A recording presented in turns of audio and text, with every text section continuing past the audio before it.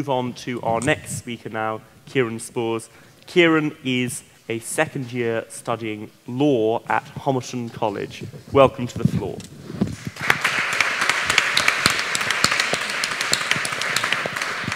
Thank you very much. This decade has almost come to the end, and that means we've had, in this decade, 4 elections, 3 referendums, 2 European elections, and how about a local election every year. So I do want to give apologies, but I want to give my apologies to Brenda from Bristol, because I'm sure she's loving the idea of having another election 2 years after commenting on the last one. Now, the proposition are trying to argue that this election is different. It's different because it's a Brexit election. That the central focus of this election will be on the party's Brexit policies. The future of Brexit hangs in the balance, as it were. But my argument, my central argument, will be the idea that the nature of general elections means that this can't be a Brexit election. And I'm going to touch upon 3 aspects. Why we have general elections, the domestic agenda that political parties have, and thirdly, looking at issues that actually cannot warrant this to be a Brexit election.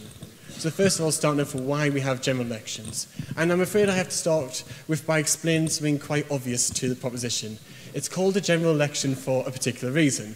And it's called a general election because it has the word general in it. General meaning that you don't just consider Brexit, funnily enough, but you consider a multitude of policies, whether that be NHS, police, immigration, whatever it may be.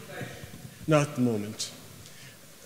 And the point, why is this important? It's important because the idea of a general election is that the public have an opportunity to have their say and to hold MPs to account, whether that be selecting them again or deciding to go for another candidate instead. And the point here is that it's when you go out and you'll vote, I hope, you'll not just be voting based on the party's Brexit policy, but you'll be thinking about whether that party will serve your interests in a life beyond Brexit. And yes, there will be a life beyond Brexit at some point, not at the moment. And you'll be also voting for a party, MP, and therefore a party, based on the domestic issues that mean the most to you. And if we need an example as to the impossibility of having a Brexit election, we just have to turn back the clock to 2017. Now, I'm aware the proposition might say, well, the 2017 election was different. Labour, the Conservatives were all pretty much on the same platform in terms of their Brexit agenda.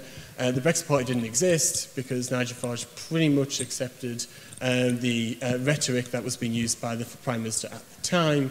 But my point is this. 2017, Prime Minister Theresa May, for those who can remember her, decided she would call an election because MPs were blocking Brexit. Sounds familiar.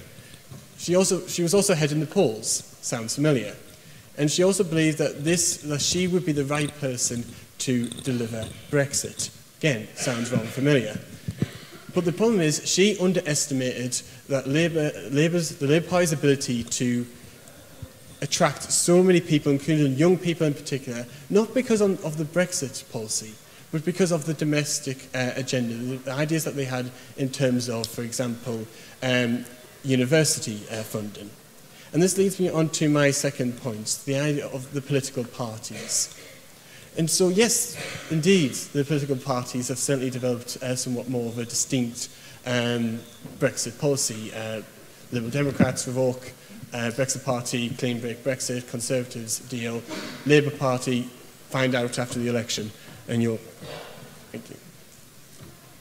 And the point is also that they have actually got a domestic agenda as well. If this is a Brexit election, why do they need to develop... Go on, Thank you. You're still allowed a domestic policy. I'm just pointing out that it's clearly central to each party, this Brexit dilemma, and hence it still is a Brexit election, even if there is still a domestic agenda. I take your point, but what I am arguing is that, yes, Brexit indeed is a dominant issue of today, but what you fail to recognise is that actually there are some issues that are, funnily enough, more significant than Brexit. Funnily enough, for example, climate change.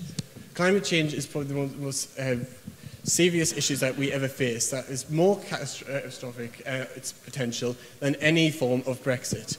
And not at this moment. But you've also got austerity.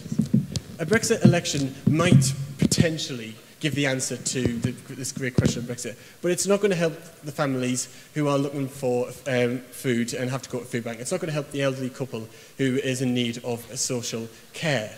And my point here is that, yes, Brexit will be a key feature of the election, but what the parties are also showing is that there's a domestic agenda because they're looking to attract people to life beyond Brexit, life where they can actually talk about the domestic issues that have been forgotten about because of Brexit. So just to conclude, to wrap up, yes, Brexit has certainly reshaped modern politics.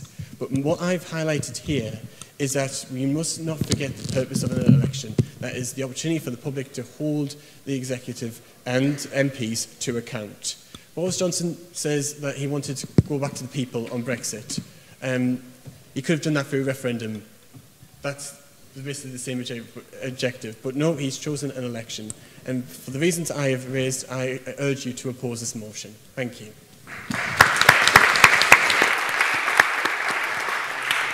Thank you very much, Kieron, for that speech.